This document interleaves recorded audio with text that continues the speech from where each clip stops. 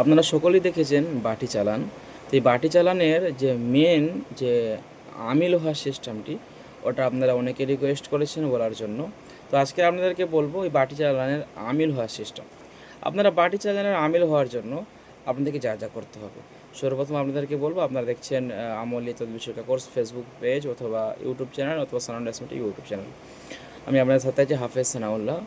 আপনারা এই কাজটি করার জন্য সর্বপ্রথম আরবি মাসের প্রথম বৃহস্পতিবার থেকে আপনাকে আমলটি শুরু করতে হবে।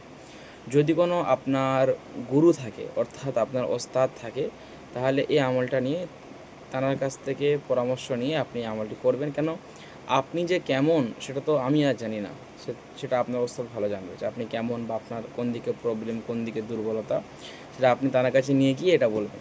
আর যারা আমাদের ছাত্ররা আছে তারা অবশ্যই এটা করতে পারেন। মোটামুটি আমাদের ছাত্রদের সব কিছু ক্লিয়ার করা থাকে, বন্দিশ থেকে, রোজাত থেকে, এবং প্রত্যেক সপ্তাহে আলহামদুলিল্লাহ ক্লিয়ার করা হয়।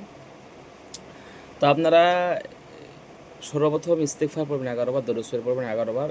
তার আগে জায়গার হিসার করে নেবেন এবং শরীর বন্দনা, শরীর হিসারটা করে নেবেন, হিসারে বাদনী করে নেবেন। এরপরে হিসারে বাদনী ও শরীর বন্দনা আপনাদেরকে কমেন্টস বক্সে লিঙ্ক দিয়ে দেওয়া হবে, আপনারা ওখান থেকে এই দুটি আমল দেখে দেখে করে নিতে পারবেন। এরপরে শরীরের মধ্যে মেশ কাম্বর যে আতর হয়, সে আতরটি মাখবেন এবং আপনি যত সম্ভব চেষ্টা করবেন চোখ বন্ধ করে আমলটা করার। আমলটি করবেন আল্লাহুস সামাদ। আপনি শুধু এই আমলের মধ্যে বাটি চালানো উপকার পাবেন না, এই আমলের মাধ্যমে আপনি বড় হাজিরাত দেখতে পাবেন। বড় হাজিরাত কীভাবে দেখতে হয় সেটা ইনশাআল্লাহ পরবর্তীতে বলবো। তো এর আরও অনেকগুলি গুণ আছে, যেমন আপনার কাঁসার থালা দিয়ে রোগ নির্ণয় করা যায়, বা যদি কারোর বিষ হয়ে থাকে, বিষটা আছে কি নেই সেটা পরীক্ষা করা যায় পিঠে থালা দিয়ে। বিভিন্ন রকম সিস্টেমের আছে এই একটা আমলের মাধ্যমে। তো আপনার আগে আমিলটা হন।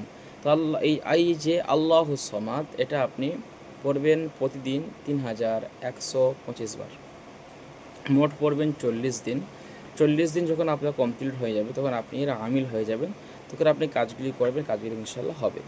এবার যখন আপনার আমলটি কমপ্লিট হয়ে যাবে, তারপর থেকে আপনি আজীবনের জন্য 11 বার করে আপনি এটা পড়বেন।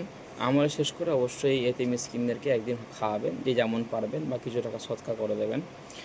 এর আরও কিছু বিষয় আছে, যেমন আপনার এই আমল চলাকালীন জালালি জামালে ফরজ করতে হবে। আর আরেকটি বিষয় আছে যে আপনি যদি এটা একবারে না পড়তে পারেন, আল্লাহুস সামাদ এটা একবারেই পড়ার দরকার।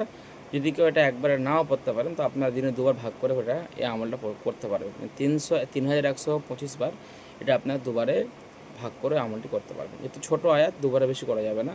তো সেক্ষেত্রে আজকের ভিডিও এই পর্যন্ত ছিল। সবাই আশা করছি সুন্দরভাবে বুঝতে পেরেছেন, এবং যারা আমাদের কাছে থেকে, আমাদের অধীনে থেকে যারা মুদাব্বির তৈরি হতে চান, হাজিরা রোগ নির্ণয়, বিচ্ছেদ বসে করেন, রোজা বন্দি শিখতে চান, আপনার স্ক্রিনে নাম্বারে কন্ট্যাক্ট করতে পারবেন। সকালে ভালো থাকুন। আজকে ভিডিও এই পর্যন্ত। আসসালামু আলাইকুম ওয়া রাহমাতুল্লাহি ওয়া বারাকাতুহু।